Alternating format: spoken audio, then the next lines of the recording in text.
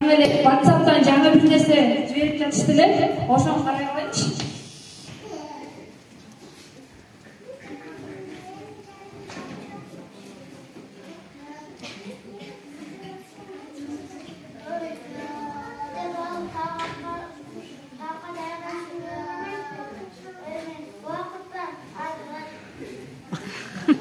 Burada çıkması gerek oldu. Alo, selam aleyküm. Kitap kanala gelip beri, işleri bol. Ağzım var, kaysın diye barayım. Ağzım var falan. Faydası жоқ оқығанға, ұғарға.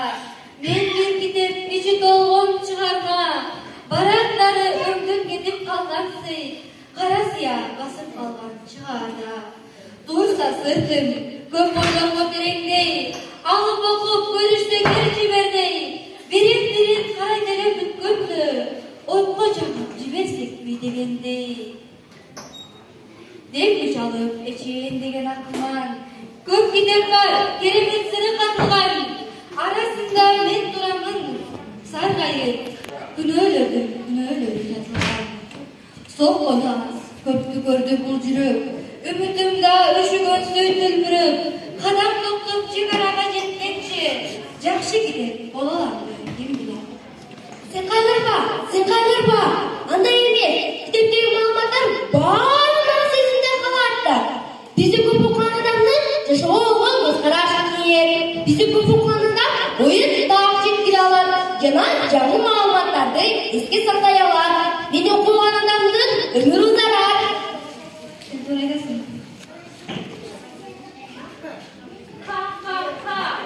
Турасы қаранан қойып. Көрді. Адамдардың барлығы мені жақсы көруші. Мені жадан алсам мына мұғалімнің оқушы ақшам жоқ деп жүрген қарапайымдылығымен қолдауын жазбайды. Мына сілерге дәлел. Жадан алсам ұтып асырып жөрмөліп жүрген içindeki балаңдан баштап қары жашына шейін мені қолданып. Егерде bir сөзді іздегісі келсе, анда менде бар деле таап алат. Сіздерді кешкен, парақтарларды ашып жүргенше. Ана, kendimiz адамдарға өрен пайдасыны тигізеді екенбіз. Сіздерді чекпейінді. Сен көп мақтанба, керек болса дүние жүзіндегі бардың мағлұматтардың бізден алып саған жүктесін. Егерде біз бұл болсақ сенде қайдан мағлұмат болмақ әлі? Сен шоны ойландың бұл. Шындайыны senin ziyanın көп, шектелүүсүң, а биз мына чексизбиз. Жада калса радиация менен арыларды өлтүрүп жатпайсыңбы? Алар жок, аба жок, жашоо жок.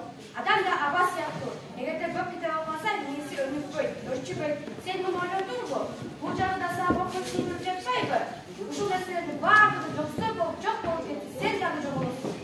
Қалпайсың. Кайда? Ай, сен кайда жашып баратасың? Сен бизден кийин чыккансың, унутуп калдыңбы? Чын адамдар бизден пайдаланып турсун. Мына бизди, менин ким экенин билесиңби? Жок, билбейм. Менде маалымат көп дейсиң, кана билгениң сенин. Мен деген адамдар пайда болгондорунан баштап, кешин камайгы кетеппин. Мен деген адамдар өздөрүнүн тарыхын, изин калтырыш үчүн ар кандай жолдо мен ташка, чопого, терге керек болсо ылайдан жасалган такталарды жазып келишкен. А сен болсо бизден ойлоштуруп табылгансың. Сени биз ойлоп тапканбыз, бизден алып сага жүктөшкөн маалыматың бар. Керек болсо сен бизди бир таңбабызга татабайсың. Эмне бұл жерде барған маған аттанды. Маған болсаңар. Егерде ушунчалык эле кыйын болсоңор, ушул башка чейин колдонуп билеңер. Эч ким силерди колдонбойт. Баары бир мен алдыдагы. Мени бардык адамдар жакшы көрүшөт. Мага көп кыйын болду.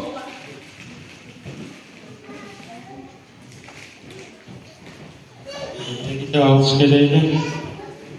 Жерді да жақындап қалды. Дайынданыш керек болчу. Мага айыпты тартып келейли. Ушу телефон адамның да тоскоол болду. Көзүмдө да ооруп жиберди. Telefon жок болсо мен алаксып айтып элем. Телефонду үйгө калтырып койбой, же башында эле албаш керек болчу. Күнөө да менде.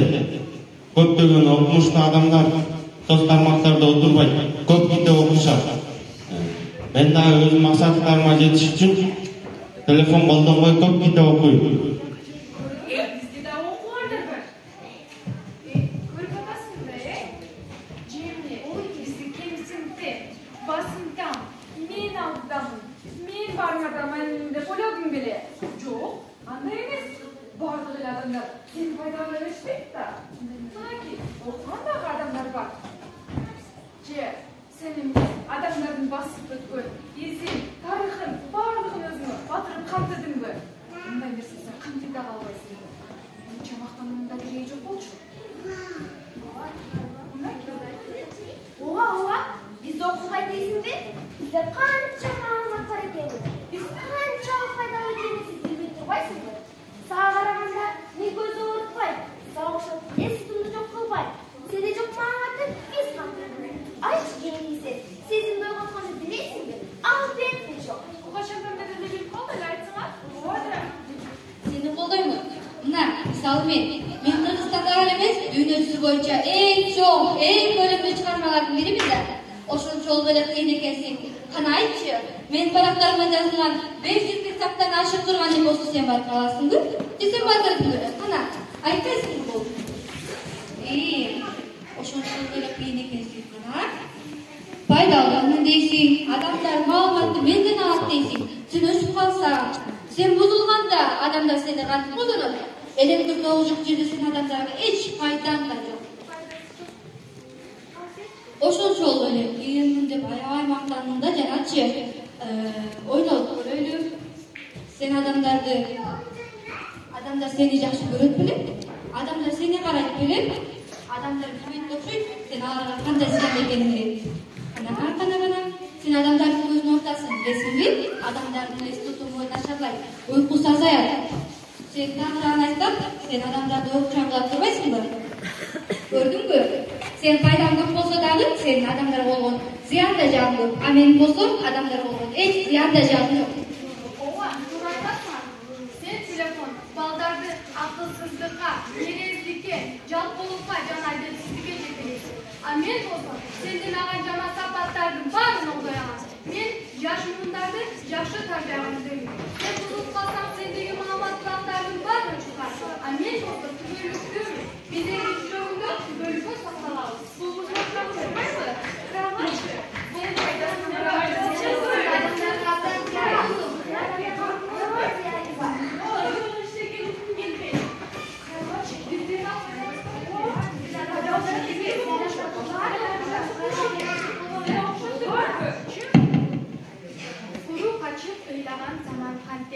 Китеп менен иши жок адам кантип, кежек десем учурга наалат айтып, келечектен үмүткөр балам кантип. Жайнаган жамандыкты көз көрдүгү, жакшылык бизге мынча тескериби, чырылдап бейли бизден ыйман кетти, чын сөздү айтып коюп тескердиби. Замандаш кел китепти сактайлычы, китептен улуулугун дактайлычы, жулуп алып барагын айрып салбай, китепти көп окуп дактайлычы. Турмуш сырын үйрөткөн, көргөн ишен сүйрөткөн, көкөлөтүп көңүлдү, табиятты бийлеткен. Китеп менин акылым, китеп менин жакыным. Өткөн чак көрбөгөн жомок болор, учур чак убактылуу конок болор. Дагы бир айгөл чыкса мана сүңгү, далайга таянатлы омок болор. Ак дил, ак ойду тунук кылар, асыл ой адамдарды улук кылар. Кыйында чыгып турса Чыңгыз сынду, кыргызды аточ бүгүн улут кылар.